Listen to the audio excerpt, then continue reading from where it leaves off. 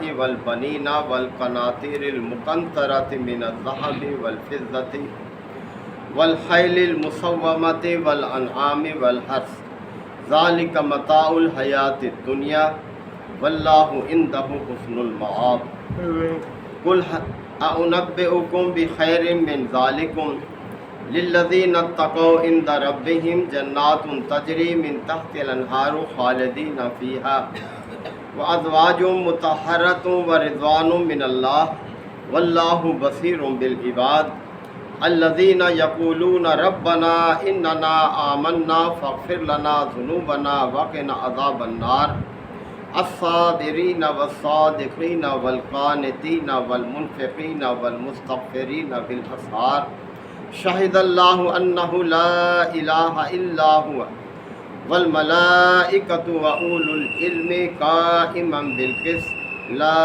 الہ الا هو العزیز الحکیم صدق اللہ مولانا العظیم۔ سورہ آل عمران کی یہ دوسرے رکوع کی ابتدائی آیات ہیں۔ اللہ تعالیٰ نے انسانوں کو اس دنیا کی حقیقت کی طرف توجہ دلائی ہے کہ وہ اس دنیا ہی کو اپنا مقصد حیات نہ سمجھ بیٹھے اور اسی کی خاطر اپنی مہلت عمل کو ضائع نہ کر دیں، بلکہ اس دنیا کو آخرت کے حصول کا ذریعہ بنائیں۔ تو اللہ تعالیٰ نے کچھ وہ چیزیں اب یہاں بیان فرمائی ہیں جو انسان کو مرغوب ہیں، بہت اپنی طرف مائل کرتی ہیں، تو متوجہ کیا ہے کہ ان میں کھو کر نہ رہ جانا، یہ تمہارے لیے ہیں، حلال ہیں، لیکن اسی کو مقصد حیات نہ بنا لینا، آخرت کی تیاری کرنا، یہ دنیا دارالامتحان ہے۔ تو فرمایا کہ زُیِّنَ لِلنَّاسِ حُبُّ الشَّہَوَاتِ، دنیا کو خوشنما بنا دیا ہے۔ کس چیز سے؟ حب الشہوات، مرغوبات نفس سے، وہ چیزیں جو نفس کو بہت زیادہ پسند ہیں، محبوب ہیں، انسان چاہتا ہے ان کو، ان سے اس دنیا کو ہم نے خوشنما بنایا۔ اب وہ چیزیں گنوائی ہیں، کون کون سی چیزیں ہیں جن میں انسان کی بڑی دلچسپی ہے اور ان سے محبت کرتا ہے، ان کے حصول کے لیے کوشش کرتا ہے۔ 6 چیزیں ہیں جو اللہ تعالیٰ نے گنوائی۔ فرمایا من النساء، عورتیں ہیں، والبنین، اولاد ہے، والقناطیر المقنطرۃ من الذهب والفضة، اور یہ سونے چاندی کے ڈھیر ہیں جنہیں انسان جمع کرتا ہے، والخیل المسومۃ، اور چیدہ گھوڑے، یعنی بہت اعلیٰ نسل کے گھوڑے۔ آج ان گھوڑوں کی جگہ طرح طرح کی یہ سواریاں ہیں، گاڑیاں ہیں، جن میں گرمیوں میں گرمی نہیں لگتی، سردیوں میں سردی نہیں لگتی، اور کتنے آرام سے انسان ان میں سفر کرتا ہے، ان کے حصول کے لیے کوشش کرتا ہے۔ اور والانعام، اور یہ مویشی، یعنی بھیڑ، بکریاں، گائے، بھینس، اونٹ، ان کا شوق۔ والحرث، اور زرعی زمینیں کہ جن میں کھیتیاں ہیں، باغات ہیں، تو یہ سب مرغوبات نفس ہیں دنیا کی، جن کے طرف انسان اپنے آپ کو اتنا مائل کر لیتا ہے کہ آخرت سے بیزار ہو جاتا ہے، اس کو بھول جاتا ہے۔ فرمایا ذالک متاع الحیات الدنیا، یہ سب کے سب چیزیں دنیا کی چند روزہ زندگی کا سامان ہے، یعنی ہمیشہ کے لیے نہیں ہے۔ یہ انسان نہ جانے کس لمحے اس دنیا کو چھوڑنے والا بن جائے۔ واللہ عندہ حسن المآب، جبکہ حقیقت یہ ہے کہ اللہ کے پاس ہی بہترین ٹھکانہ ہے، یعنی اچھا ٹھکانہ، حسن المآب، اعلیٰ ترین ٹھکانہ تو اللہ کے پاس ہے، اس کی تیاری کرو، اس کی فکر کرو۔ کل، اے نبی صلی اللہ علیہ وسلم کہہ دو لوگوں سے، اعنبئکم بخیر من ذالکم، کہ کیا میں تمہیں ان سے بہتر چیزوں کے بارے میں بتاؤں؟ یعنی یہ ساری چیزیں جو گنوائی ہیں، جو مرغوبات نفس ہیں، کیا ان سے بہتر چیزوں کے بارے میں تمہیں بتاؤں، باخبر کروں؟ اب کیا ہے ان سے بہتر چیزیں؟ فرمایا کہ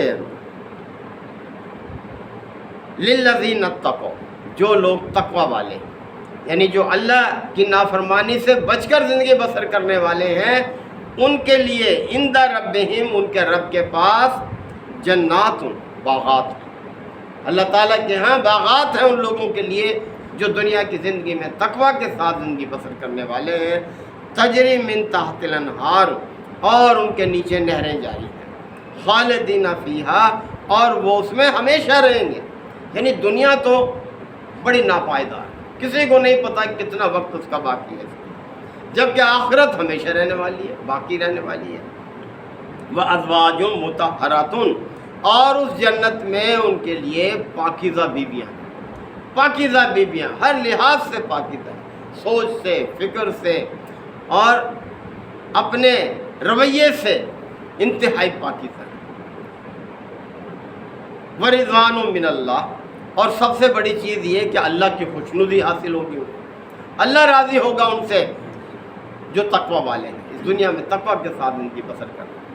واللہ بصیر بالعباد، اور اللہ اپنے بندوں پہ نگاہ رکھے ہوئے ہے، یاد رکھو اللہ اپنے بندوں کے ہر عمل سے باخبر ہے، ان کو دیکھ رہا ہے، اور نہ صرف دیکھ رہا ہے بلکہ نامہ اعمال تیار بھی کرا رہا ہے، کتاب زندگی مرتب ہو رہی ہے، ہر شخص کی لکھائی جا رہی ہے، ہر انسان کی کتاب لکھی جا رہی ہے، فرشتے لکھ رہے ہیں، اور جب اللہ کے حضور پیش ہوگا تو یہ کتاب لا کر اس کے سامنے رکھ دی جائے گی، اور اللہ تعالیٰ فرمائے گا اقرا کتابک، پڑھا اپنی یہ کتاب، کفا بنفسک الیوم علیک حسیبا، آج تو خود اپنا حساب لینے کے لیے کافی ہے، دیکھ لے کیا کر کے آیا ہے، کیا تیاری کر کے آیا ہے۔ تو محترم بھائیو، دنیا اور آخرت دونوں کو اللہ تعالیٰ نے بڑے مختصر انداز میں دیکھیں یہاں بیان کیا ہے کہ دنیا کی یہ رعنائیاں ہیں، خوشنمائیاں ہیں، یہ تمہارے لیے کوئی ممنوع نہیں ہے، تمہارے لیے پیدا کی ہے۔ جیسا کہ سورہ کہف میں اللہ تعالیٰ نے فرمایا کہ اِنَّا جَعَلْنَا مَا عَلَى الْأَرْضِ زِینَةً لَّهَا، اس زمین پر جو کچھ ہے ہم نے اس کی زینت بنایا ہے، اس کو اس زمین کی زینت بنا دی، لِنَبْلُوَهُمْ أَيُّهُمْ أَحْسَنُ عَمَلًا، تاکہ ہم لوگوں کی آزمائش کریں گے کون اچھے عمل کرتا ہے۔ یعنی دنیا تو دارالامتحان ہے، یہ ساری رعنائیاں تمہارے امتحانی پرچے ہیں، ان کے ذریعے تمہیں آزمایا جا رہا ہے۔ وَإِنَّا لَجَاعِلُونَ مَا عَلَيْهَا صَعِيدًا جُرُزًا، اور بالآخر ہم اس سب کو ایک چٹیل میدان بنا دینے والے ہیں، یہ سب ختم ہو جائے گا۔ تو انسان سمجھے اللہ سے بڑھ کر خیر خواہ کوئی نہیں ہے، جو کچھ اس نے بیان فرمایا حق بیان فرمایا، لہذا اللہ کے وعدوں پر یقین کرتے ہوئے ان کے مطابق عمل کریں۔ اور پھر فرمایا الذین، اب یہ جو تقوی والے ہیں ان کی کچھ صفات اللہ نے بیان فرمائی، ان صفات کی روشنی میں ہمیں اپنا جائزہ لیتے رہنا چاہیے کہ کیا ہمارے اندر موجود ہے، اور خدا نخواستہ کمی ہو تو ان کو پورا کرنے کی کوشش کریں۔ اب دیکھیں وہ صفات یہ ہیں، الذین یقولون، یہ وہ لوگ ہیں، یہ تقوی والے جو یہی کہتے رہتے ہیں، ربنا اننا آمنا، اے ہمارے پروردگار ہم نے مان لیا، تیری دعوت کو مان لیا، تیرے پیغام کو مان لیا، قبول کر لیا ہم نے کہ یہی برحق ہے، اسی میں ہمارے لیے راہ نجات ہے، ہم نے مان لیا۔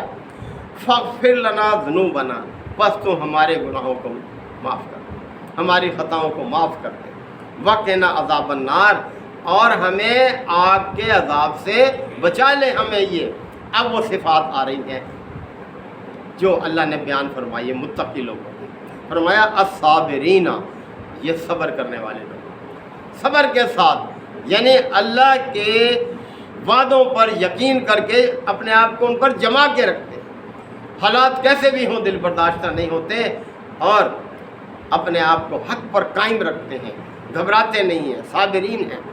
نمبر 2 والصادقین، راست باز ہیں، سچے ہیں، کھرے ہیں اپنے معاملات میں۔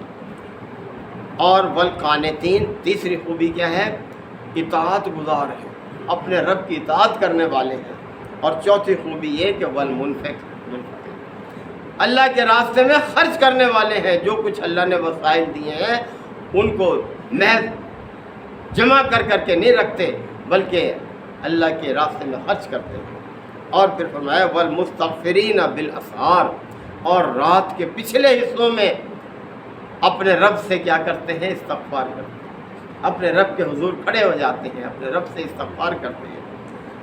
تو یہ صفات اللہ نے بیان کی ہیں، ہمیں ان صفات کی روشنی میں اپنا جائزہ لیتے رہنا چاہیے۔ شہد اللہ انہ لا الہ الا ہو، اللہ نے گواہی دی ہے خود اس بات کی کہ اس کے سوا کوئی معبود نہیں ہے، وہ معبود حقیقی ہے۔ والملائکۃ، اور اسی طرح سے فرشتوں نے بھی اس چیز کی گواہی دی ہے کہ اللہ کے علاوہ کوئی اس کائنات میں اور معبود نہیں ہے۔ وَأُولِي الْعِلْمِ، اور جو بھی لوگ صاحب علم ہیں وہ سب اس بات کی گواہی دینے والے ہیں کہ اللہ کے سوا کوئی معبود نہیں ہے۔ قائمًا بالقسط، اور اللہ تعالیٰ انصاف پر قائم ہے، عدل پر قائم ہے، یعنی وہ کسی کے ساتھ زیادتی نہیں کرے گا، کسی کی حق تلفی نہیں کرے گا، ہر ایک کو اس کے اعمال کا پورا پورا بدلہ دے گا۔